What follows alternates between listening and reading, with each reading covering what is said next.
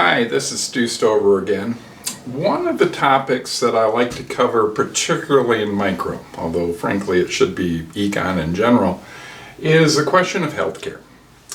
And one of the reasons for that is it's so astonishingly important. So healthcare in this country is in the range of 18 to 20% of GDP. And obviously could go much higher than that, given an aging population and a shrinking birth rate, all those kind of questions that are going to show up. And so it's important in economics because if we're going to spend money on healthcare, it means we don't have money to spend on other stuff. So the question is always, how do we as a society manage the enormous costs related to some of the critical events that we Americans typically have. I mean, as I get older, my needs for healthcare typically will increase. That's the data would certainly suggest that. You, on the other hand, are not likely to use as much, but still, there are situations where you need that healthcare as well too. So the question that shows up here is why did we have to do Obamacare? And that continues to be important because this latest budget that President Trump got passed through Congress did some rather significant slashes to the Obamacare system. Why would they do that? Why would they put more people at risk, particularly old folks and kids and whatever? But there's a ideology connected to, frankly, on both sides about how we should be handling this issue. So if we were to go back to, say, Roosevelt, Great Depression, he very clearly said that healthcare is a right. And if it's a right, that means everybody should have the opportunity to have at least some level of health care provided for them in some fashion. Okay, obviously he didn't get a national health care system. Most every Democrat since Roosevelt has in fact suggested that we need to have some better system of managing how this works. And part of what we've got here, obviously, there's tons of data and tons of information. I don't particularly care. You may be on the Republican side of this issue, or the or just may not have a real opinion yet, and that's okay. But the reality is, we spend piles of money every year on healthcare, and we spend more per capita than any other country in the world. And yet the numbers on our health care, in terms of any measure you want to talk about, longevity, infant mortality, pick an issue, we are typically far worse than most of the other developed countries around the world. And so the question is, we're spending all this money, what are we getting for it? Okay, those are reasonable questions. So one of the things, for what it's worth, we tend to backload healthcare. Okay, so roughly 50% of healthcare expenditures go to the last year of a person's life. And this data may not be currently quite correct, but it's in the ballpark. Well, it's even worse than that. 50% of that money is spent in the last week of a person's life. And worse than that, 50% of that money is spent in the last day of a person's life. So we spend a tremendous amount of time easing people into the next life, whatever that should be. Other countries don't do nearly as much of that kind of backloading of the system, but our system is set up to take care of people when they get sick. And so cancer is very expensive. Heart disease and the open heart surgeries and all the other related issues with heart stuff is very expensive stuff, let alone all the diseases that show up with all of this. Very expensive stuff. So it is an interesting question for us to raise. Okay, where should we spend our money? How much should we spend? How should we deliver healthcare in this country? All right. So with that said, Bill Clinton, Hillary Clinton, when he was president, they tried to institute a national healthcare system. Okay. It failed miserably. Okay. And I'll give you some of the reasons why their effort collapsed on them.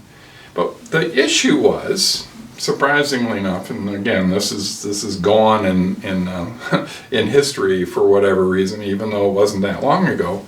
But there were 3 companies in the shadows behind Bill Clinton. Not just 3, there were a lot.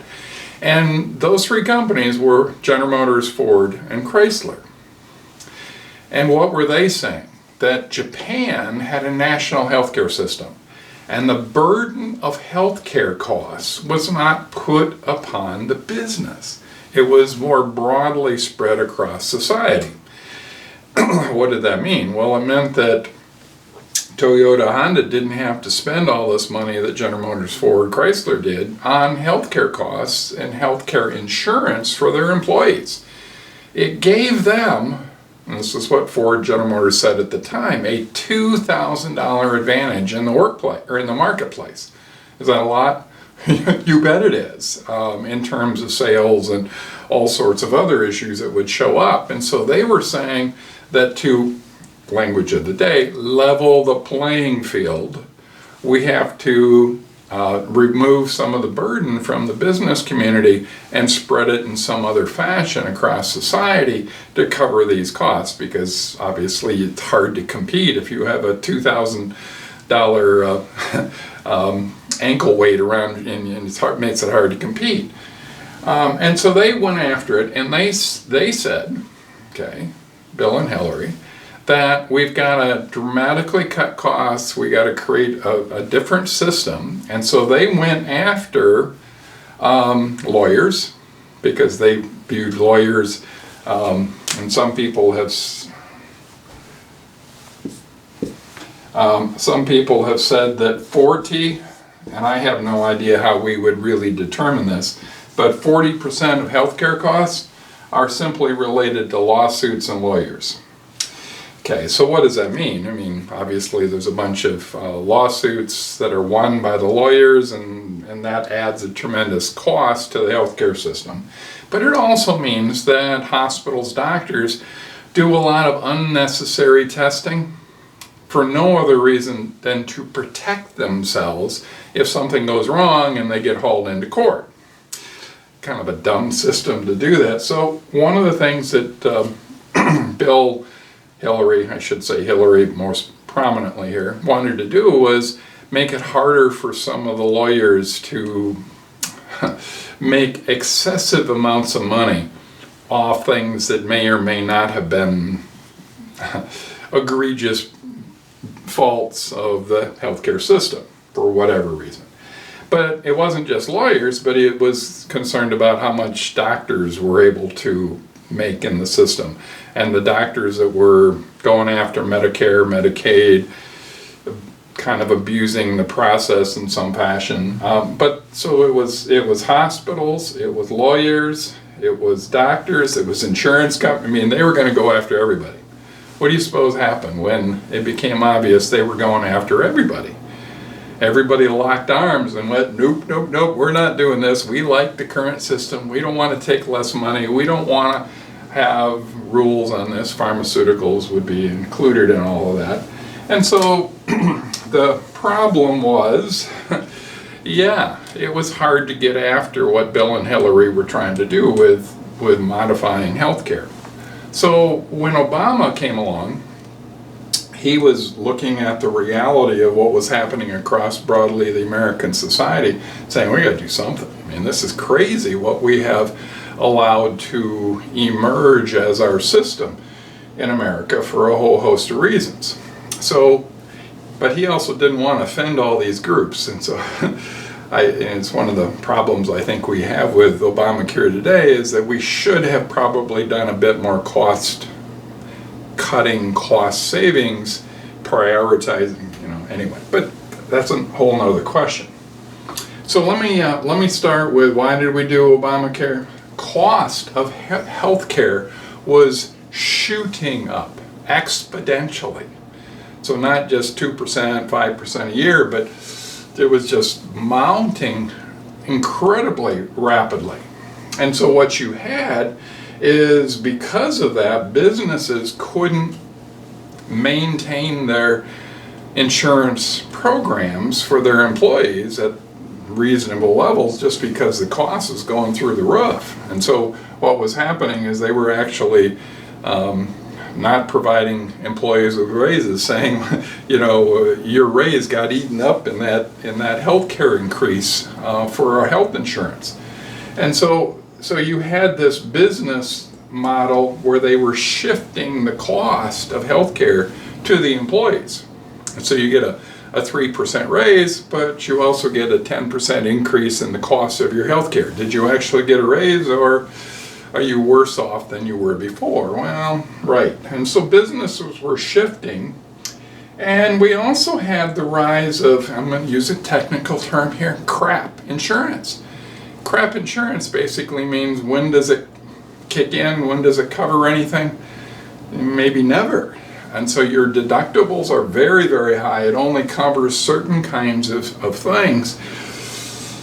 And so it was leaving normal folks with very limited healthcare options and having to pony up piles of money because of the expense that was showing up with this stuff. Well, surprise, surprise, all of that stuff, all of this shifting, all of the increase in cost meant that we had a rise in bankruptcies. And bankruptcies not because we had bad people who were ripping off the system, but people who had cancer or had some other disease, had huge medical bills. And after you've had cancer or you've had open heart surgery, you're going to be able to go back to work and make piles of money again? In many cases, the answer was no. And yet you had this huge burden hanging over your head with all this debt, your credit score being dropped in very, very bad ways, and all sorts of negative effects were happening.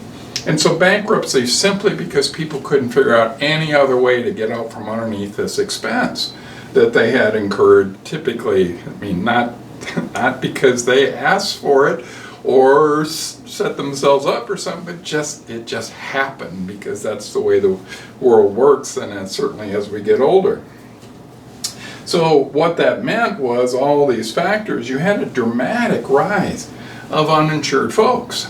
And in particular, it was older folks and younger folks, so kids. Are you going to say to a 6-year-old, you lazy bum, get off your butt and get out there and get a good job with insurance? You can't do that kind of stuff. Although there are people that seem to think that might be appropriate.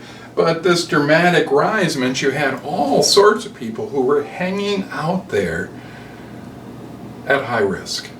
And many of them had diabetes, they had, a variety of other kinds of things that were ticking time bombs in terms of what the consequences and the cost was going to be for some of this stuff.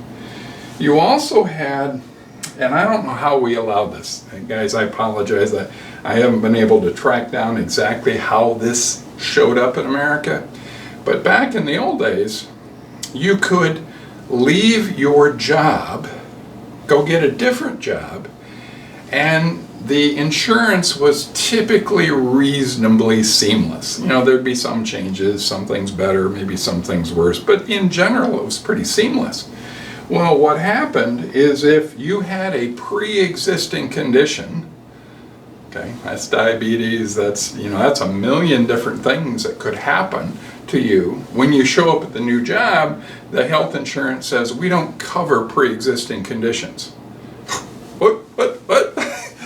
Which meant that you were chained to your old job. Is that the way America works? Are we supposed to not be able to move on to a better job and, whatever? And so what you had was, this particular rule was making it very difficult for people to have the kind of mobility that we typically expect in a capitalist system. And so, devastating effects of this one. And of course, the seventh one I threw up here is charity. Okay, so how much charity was out there available to handle all the problems that were showing up? in the Great Recession and all the other problems that Obama sort of had to deal with in this crisis of that particular era. So what's going on here is that Obamacare showed up and provided a reasonable option for people to at least have a reasonable amount of health coverage without costing an arm and a leg. And I could go on and talk more about how that process works. What I find fascinating is that Obama took Governor Romney. So Governor Romney was actually the governor of Massachusetts and created a state healthcare system. And he pretty much modeled it after this conservative governor in Massachusetts, and then Romney moved to Utah and became a senator in Utah. But it was fundamentally a conservative approach. Obviously, conservatives weren't thrilled with all of this stuff for a whole host of reasons. And part of it, I'm always struggling with what the logic is, what the reasons are that they're so opposed to this. But one is there's an assumption that if we fix some of this stuff with something like Obamacare, we got to spread the cost. So we spread the cost to people who aren't going to get Obamacare because they got good health coverage some other way. That's one issue. The second issue is, are poor people really deserving of this kind of help? I would argue yes. Others would say probably no. A third one, and this is one that irritated me at the time, is that I thought Obamacare should actually be a more basic healthcare coverage. Basic. And if you want better coverage, go ahead and buy a supplement. Just like I on Medicare have the opportunity to purchase a Medicare supplement that gives me coverage that Medicare does not. I thought that was a better way to go, but for a whole host of reasons, Obama and his team didn't go that direction. So you might ask the question, right now we're in the process of just carving off pieces of Obamacare with the President Trump initiatives and budget and all that stuff. Are they replacing it with anything? And the answer is, best I can tell, probably not. So it's just kind of going away, and we're kind of going back to the old system to some degree. I don't know. So here's what's happened since Obamacare got put in. The Republicans say kill it. We'll replace it with something better. Well, okay. I'm happy to look at whatever that better is, because I'd like to see it, because I think there are some fundamental flaws in Obamacare. But so far we haven't seen any credible proposals about what you would replace it with. Okay, that's one. So the Democrats, who also know there are fundamental flaws here, have chosen not to address some of those issues because they know if they open the door, they might lose the whole thing, or at least substantial parts that they think are valuable and helpful to the American public. So we're in a situation where it's hard to fix the problems, and the solutions tend to be far harsher than maybe what America could or should endure.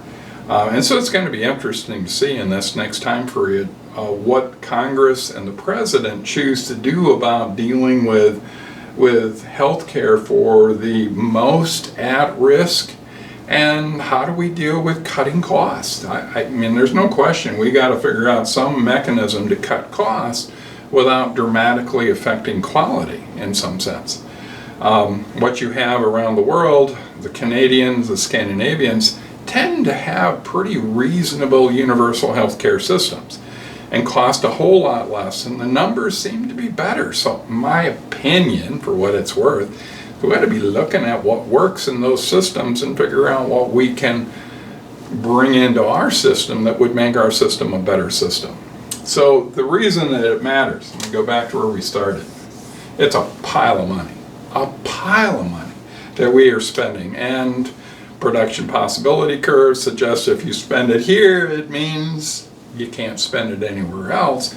This will drive, absolutely drive, the national debt in some, in my opinion, some rather negative ways. And so I think it's time that we begin the process of working on some real fixes, not just some band-aids or some other kinds of fixes that may actually make coverage in healthcare far worse for probably the most disadvantaged among us in this country.